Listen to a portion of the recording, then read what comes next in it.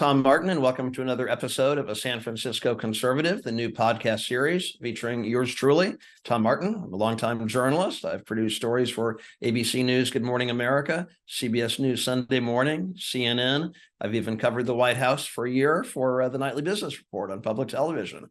I love meeting interesting people, having thought-provoking conversations, and also learning about great new books. And that's exactly what we're going to be doing right now.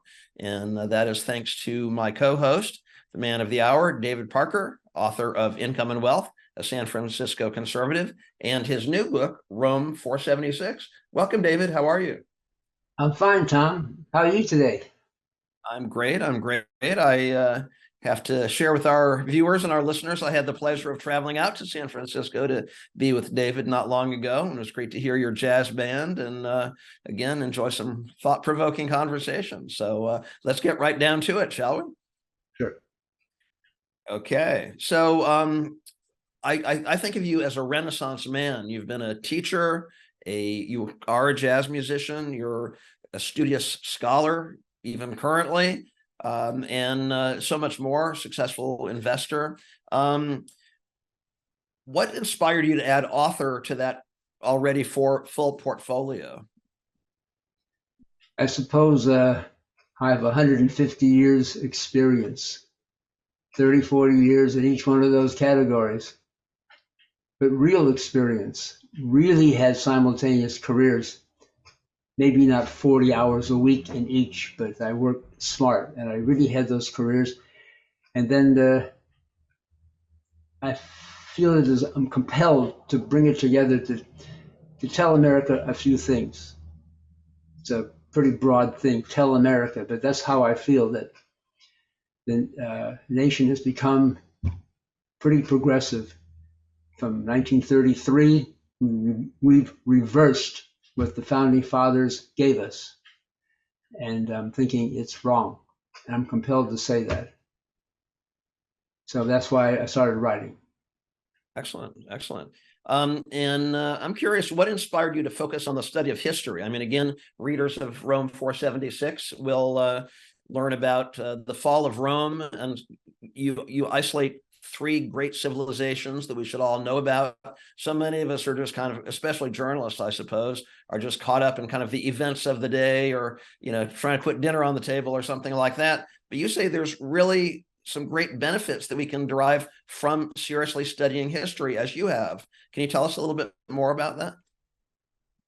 Well, three periods: 5th century Rome, 5th century Athens, 1st century Rome, 18th century Age of Enlightenment, were three high moments in civilization. Those three periods were much higher than our period of time now. We have we have technology, we have science they didn't have, but that's all. The level of discussion in those three periods was much higher than today. And when you read Aristotle, for example, if I were to read it out loud and not tell you who it was, you would think it was something written today. The Greeks talked like we talk, and about the same things at a level 3 times higher than we talk. Today, I don't think even college students could read Aristotle and understand it. And in Greece, everybody was talking Aristotle, talking about Socrates, talking about Plato, or the plays, Euripides, Sophocles. That was the life.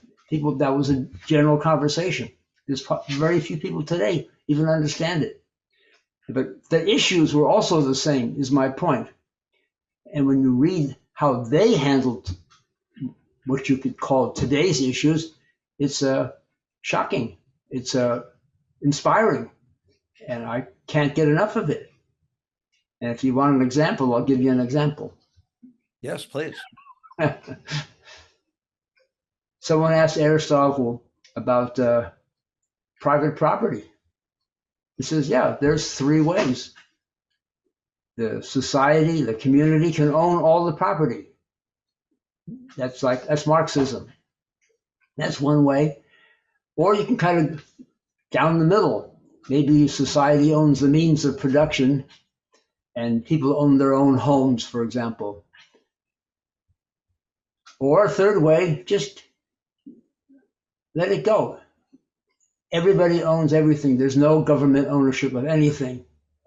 And Aristotle says he thought that was the best.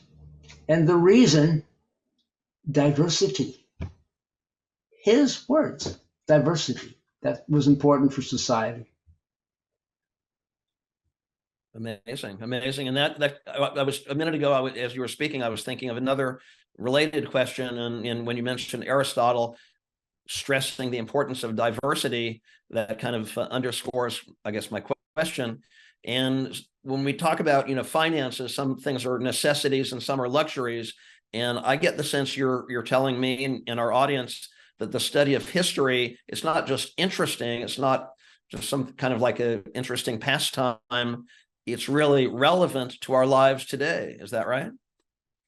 But that's what I said. Those three periods were more advanced than us. Let's look at how they solved our problems. That's one thing I'm saying. Excellent. Yeah, no, I definitely find that in all three books of essays, including Rome 476.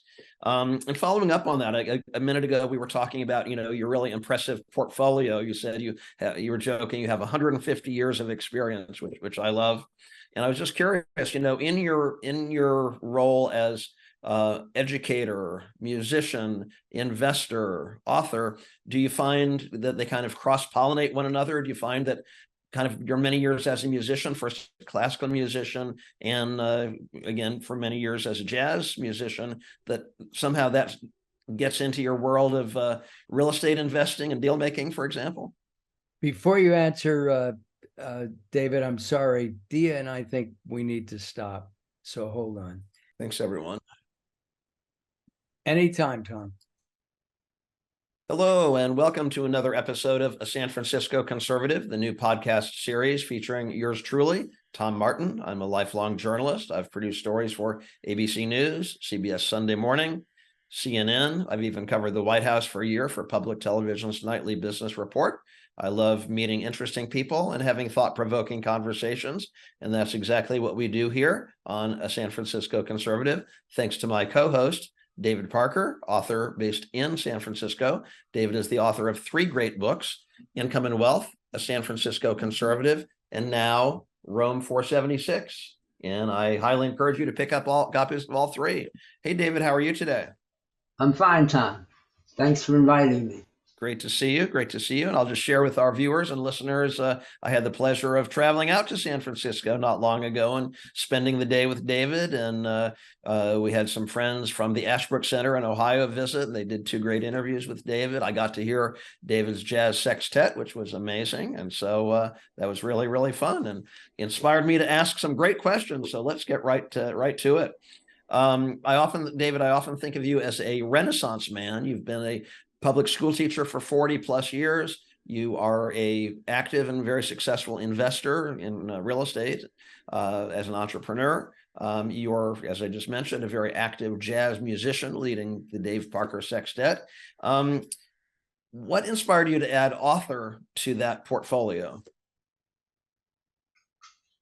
I like to say I have 150 years experience. 30, 40, 50 years in each one of those categories. Not 40 hours a week, but very focused nevertheless.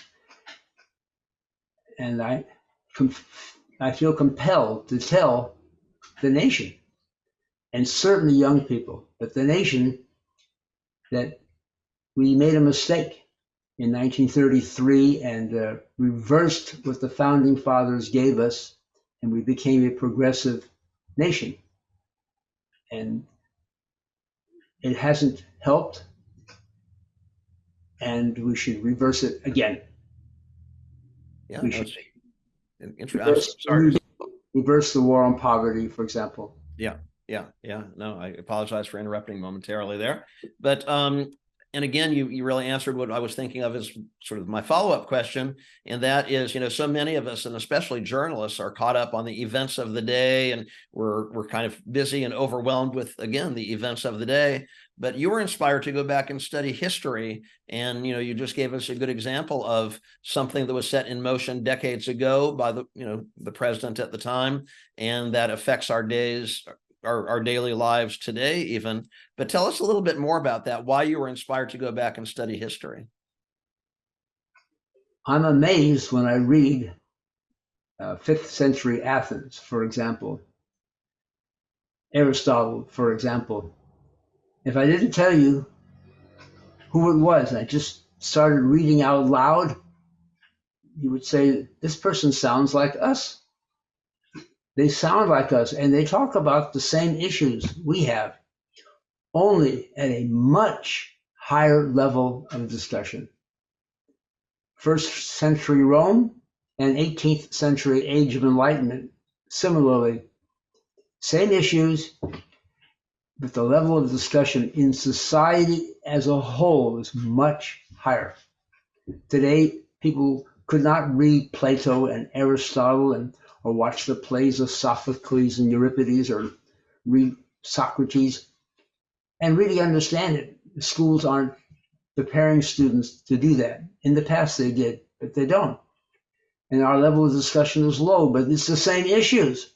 So why don't we look at how they resolved or talked about the issues for insight?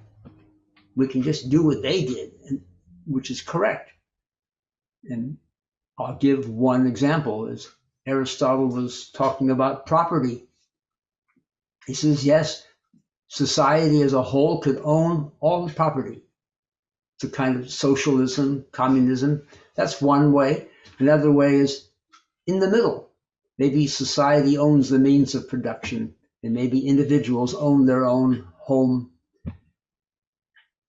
A third way is just go for it. Everybody owns everything. There's no government ownership of property. And Aristotle says that was the approach he would take.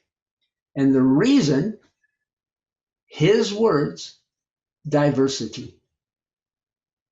Pretty good. Why are we? Yeah, pretty good. Yeah, no, I mean, so many people, modern thought leaders are saying we need to inject this new idea called, diversity and inclusion, and so on. That is amazing. That is amazing. I was just thinking as you were speaking, in any field, probably in every field, because it's the nature of progress, they talk about, kind of standing on the shoulder of giants in art, in music, in architecture, and whatnot. And so if we're not aware of the thinking of these great thought leaders, Aristotle, we're really closing ourselves off from kind of useful ideas that could really help us in our present day. Is that how you see it as well? Correct. Today we have technology and science they didn't have, but that's all. Students and adults walking around thinking we're living at the top of the world. We're living at a very low period in civilization. Our discussion is, we sound like children, and the educational level, at least in this country, is very low. So low that the Department of Education says that 36% of the nation is proficient in reading and math. Proficient, that's a euphemism for D+. Wow, that's terrible. The US Navy lowered the entrance exam to 4th grade reading level, the level at which American high school students are read. Wow, that's very, very concerning. We need to do better than that. Yes. For sure. Yeah. Circling back to what we were talking about a minute ago, a little bit, we talk about your portfolio: musician, investor, educator, and so an entrepreneur, father, grandfather. I'm curious if any of these professions and activities kind of infuse one another. For example, I know that, improvisation is a big part of being a jazz musician. Do you ever find that quality entering into, when you're striking a real estate deal, for example? For sure, because you can analyze a deal forever and make very good arguments for and against. almost anything in life, you can make good arguments for and against. How are you going to decide? At the end, you better follow your intuition. And every mistake that I've made in business or in life, I can tell you, I did not follow my intuition. I went against what my inner intuition was telling me. Mm. You have to have something, but then you have to practice using intuition. So I practice that in everything I do, in my teaching, in my business, in my writing. I write intuitively. I may have to edit and edit and edit because I didn't just plan it ahead. And my music, every day when I may practice some scales, I may practice some etudes, but then I do not leave the day without having practiced improvising. Mm. Because in the end, that's what you're doing with jazz. Sure, sure. Can you give us an example again of how improvisation affected your work as a teacher? You know, you were a public school teacher teaching music in San Francisco's public schools for 40 plus years. And I know, you know, off camera, we've discussed this a little bit, and I really enjoy how you did bring that quality of intuition into the classroom. I would wait for a student to say something that was really intriguing. And sometimes I had to wait 30, 40 days and hurry up, say something, because once a student would say something, then I could use that, and the class felt that I would make the whole year around that statement that a student made, and the class felt that they were engaged. They were engaged because it was about something they cared about. And one example, I think I came back from what's called Christmas vacation. Teachers get 2 weeks off, and I announced on the first day or two in January, I'm going to prepare you because to get ahead, because in 2 weeks I'm leaving to go to Paris for 2 weeks. A student stood up, Mr. Parker, you just came back from Christmas vacation. What's with this 2 weeks in Paris? That's funny. That's funny. Like, what are we paying you for? What? This is 9 years old. That's so funny. And then I said, that was followed by another 9-year-old kid in the class who walks up to my table. He didn't even ask permission. He just walked up, peeled out a wad of $20 bills like a drug dealer, flipped them on the table. Give me one of those Eiffel Towers when you're there. Whoa. I love it. That's so funny. So I says, okay. I talk about my apartment in Paris. I teach him a French song. We sing Frère Jacques. And then we sing it in Spanish. And then we sing it in English. And then we make a round out of it. I got their attention. That's what I was waiting for. Wow. Intuition. I had to wait for it. But then I had them all. Nobody ever misses my classes when I was teaching music. Wow, that's wonderful. No, I love it. Yeah. Clearly you engage their imaginations. And again, this is going back for some of those students 30 years, 40 years. And I know you've told me that you still live in the same area, the Mission District there in San Francisco. And it must be wonderful to have young students who probably look a little different. They're a little taller now, coming up and saying that those lessons resonated with them. That must be really fulfilling. It is. Because beside teaching, we had what's called parent-teacher conferences, and the parents and their children came and sat down and we would talk. And somehow the parents just started asking me about their problems, or telling me their problems and asking me for suggestions. I would say, the conference is about your kid, not about you. But I'll answer your question. And this is what you got to do, and you got a few things wrong. This is how it is. Wow. And then I would get stopped 20 years later. Mr. Parker, I remember that conference, and me and my kids talked about that for years to come, and we followed your suggestion, and we thank you. It was a great idea what you told us, and so that's rewarding.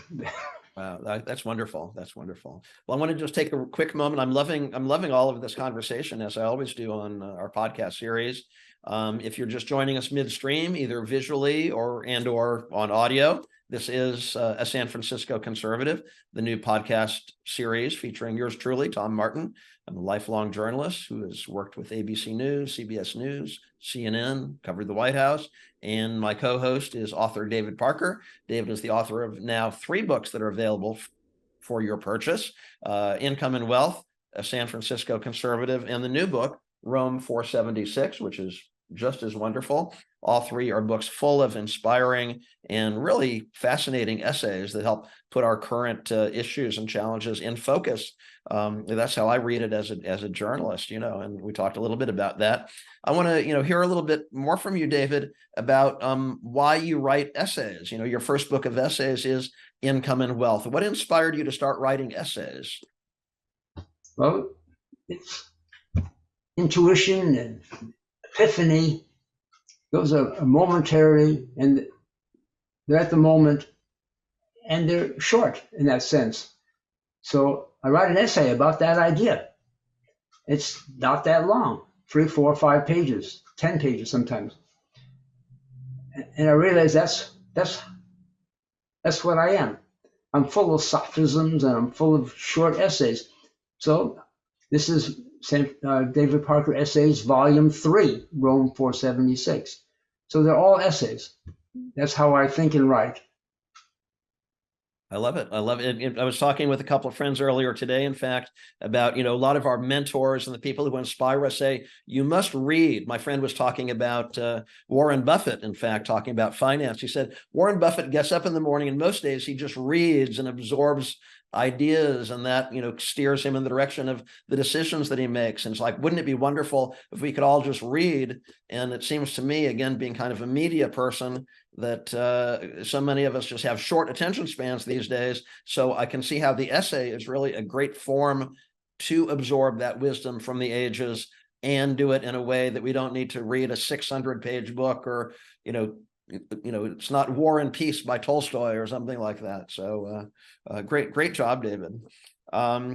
Your second book, it has a really playful title. And again, it's the title that we've given this podcast series, A San Francisco Conservative. I've mentioned that to a few friends and they say, I didn't know there were any San Francisco conservatives. Do you get that reaction also?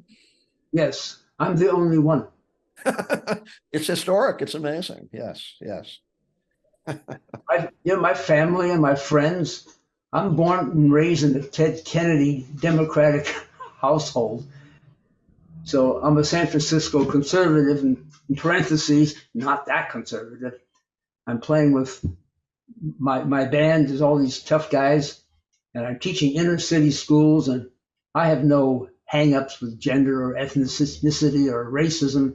So I'm not some right-wing nut, I suppose. But I'm conservative when it comes to economic, that we shouldn't be spending more than we're taking in. And given absolutely. No, and given it's clear how much time and thought you put into each one of her essays. Your footnotes are amazing. Some of them are like 2 pages long. So it's really, it's not just dashing off a few thoughts. And so I get the sense that you really, I can't put words in your mouth or anything, but I get the sense that you're really on a mission. And even if many of the people around you don't share the same ideas, you feel compelled to open our minds a little bit, get us thinking. Is that correct? Yeah, and it's not comfortable. I feel sometimes lonely. I was at a party and a woman pulls a card out of her purse. She says, think about this, the loneliness of a gay among straights, the loneliness of a Jew among Gentiles, the loneliness of a black among whites. And she thought she was done. And I said, the loneliness of a conservative among liberals. You could dead silence in that room. Oh my God, we have someone in our midst. Quick, get a gun. That was really upsetting to that crowd. Amazing. And so, but then it's changed my relationship with them. Yeah. Oh, I'm no longer you one of them. mentioned, I apologize for interrupting. You've mentioned one of an editor that you work with who does not necessarily share your political sensibility, but you said that he appreciates your writing because it's clear you put so much thought into it and you back up what you're saying, right? That's what he said. He said, my editor is an Occupy Wall Street commie, but very smart person, a Harvard grad. And he says, my arguments are compelling, and that I back them up not with some podcaster said this someplace, but U.S. Census Bureau or Congressional Budget Office. I back up myself with really concrete information, data, and the arguments are compelling. And so he says he can't turn me down. He's actually intrigued. Wow. So that's encouraging. Yeah, sure. That's I actually dedicated my second book to him. That's great. I realize it's to him that I've been writing all these years, trying to change his mind. That'll never happen. But That's great. That's great. Well, I think that's a perfect note to end on, to use a musician's term, I guess. And so I just want to thank you for your time once again. And again, very thought-provoking conversations. I hope our audience enjoyed it as well. Again, I would just remind you in closing that if you want to learn more about David Parker, please visit his website, davidparkeressays.com. You can find all three of his books for sale there, Income and Wealth, A San Francisco Conservative, and his latest book, Rome 476. You can also find them on Amazon right now. So thank you, David. Is there anything you want to say in closing? no, you said, and we covered what I think is the most important, is that all our problems are not new. None of our problems are new, and they've been handled better in times past. I quoted 5th century Athens, but 1st century Rome, a fellow named Cicero says you need a legislature that's bicameral. I thought that was Montesquieu from France, 18th century, but no, he got it from Cicero. You have to have a small house for those people who are really wealthy and who are really owners of big industries. We have the Senate kind of for that, 100 people. Then a house for the people, the House of Representatives, 335. If you don't acknowledge the movers and shakers in one sense, your government's going to fall. So don't pretend that it's just a democracy and it's just us, the people. That's one house, and the real movers and shakers have to have a house, or they won't cooperate, and they'll have a nation of unemployment. They'll leave, or the government will fall. It won't be stable, and our government has not fallen, and he's right.